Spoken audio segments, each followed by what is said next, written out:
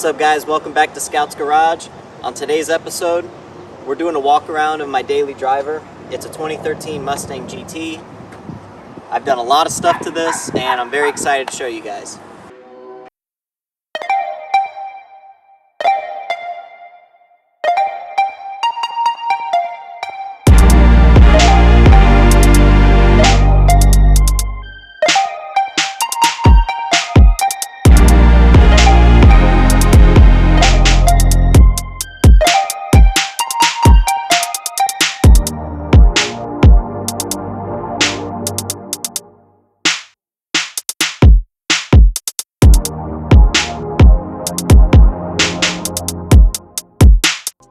First things first, this was a base model and it was an automatic when I got the car with 71,000 miles on it.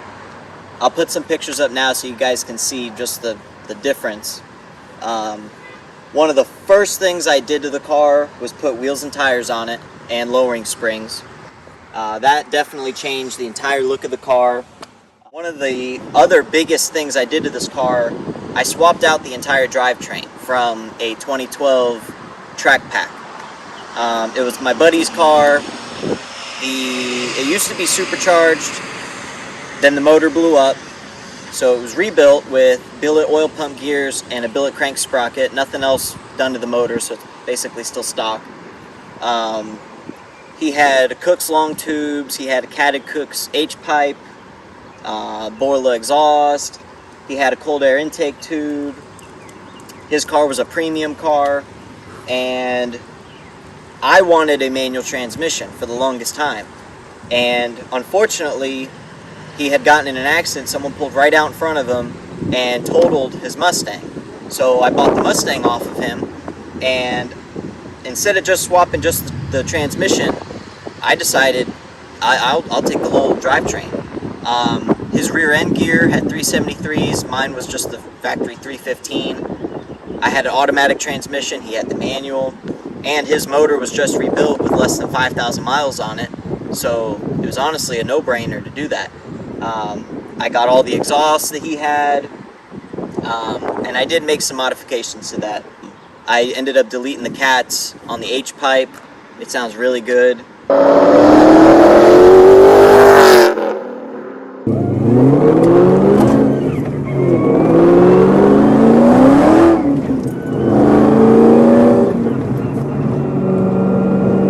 The other thing I did, I'll show you, on the cold air inlet tube, there's a little piece of rubber, like a little rubber grommet that blocks off airflow, and that actually fell apart. So I'll put a picture of that up on screen right now. Thank God that didn't get sucked into the motor. So right here, I basically cut out a piece of metal and I panel bonded it to the inlet tube, so that's not going to turn gooey and get sucked into the engine. Alright, so as well as doing the cat deletes and that little inlet tube modification, I also pitched up the money and I bought a used MT82 transmission, and I had it sent to Ben Calamer to do a stage 1 rebuild on it. I went with a McLeod RST twin disc clutch that handles 800 horsepower, which is way more than what this is going to be seeing anytime soon. I did a stainless braided clutch line. I did a brand new slave cylinder throw up bearing. ARP flywheel bolts. The clutch came with a newer flywheel. Along with the transmission stuff though, I also did front suspension and rear suspension. I did Coney orange shocks all the way around. It's got Eibach lowering springs. I did the Steeda front lower control arms with the Steeda bump steer kit in the front. In the rear, I have UPR lower control arms, lower control arm relocation brackets, a upper control arm from UPR. I have their Panhard bar and their Panhard bar brace. The Panhard bar is adjustable. I do my own tuning. I was able to get rid of the check engine light for the cat deletes that way. I can program a ghost cam tune in the car. I can give it a two-step, which actually is on the car now. I'll let you guys hear that.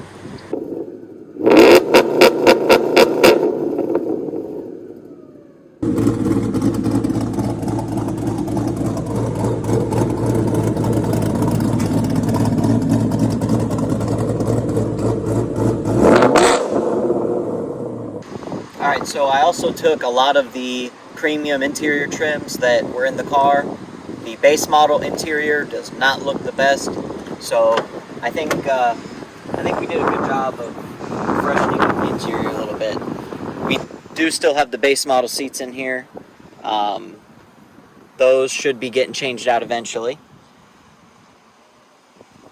When I did the engine swap, to avoid the pats becoming an issue, I did put in the gauge cluster from the 2012 track pack. I put in the steering column so that the car would just turn key and start right up. All of the My Color gauges, or the color switching in the My Color gauges do work. They do change colors. I took the center console from that car and all the door trims and everything, so all of the lights still run throughout the car. I had to rewire them myself because the base model wiring harness does not have the wires for the lights. So instead of swapping the entire body harness, I went ahead and wired in my own lights. Everything in the car, the lights are set to blue, but the gauge cluster, you can change the colors like you normally would in the track pack car or the premium cars. And I also had to cut some of the wiring harness out of his dash to get the setup, info, and reset buttons, the steering wheel controls, to get all that stuff to work. On my 2013, the controls were normally on the steering wheel. In his car, they were right here. So I was able to rewire my dash harness and make everything work. So I've actually already repainted a few things on the car due to clear coat failing. That would have been the front bumper. I did the mirror caps. I also painted the hood vents, painted the side emblems, the 5.0 emblems. The spoiler back here is a Foose spoiler. I took that off of the premium track pack car, painted it black. Overall, I like the red and the black look I've got going on the car. That back bumper is also painted. Where it looks like I have a diffuser, that's actually the factory bumper, just painted black.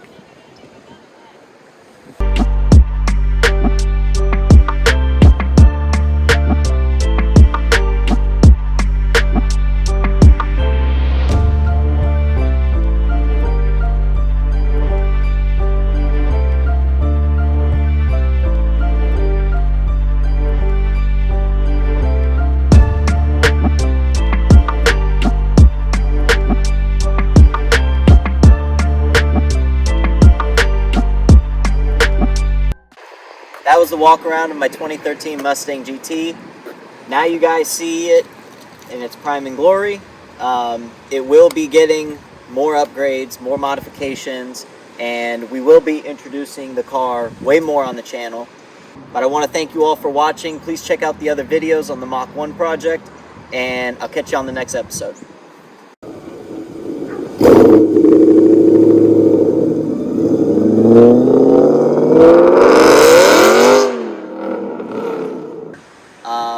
The Mach 1 might have it beat though in miles per gallon. YMCA. Dun, dun, dun, dun.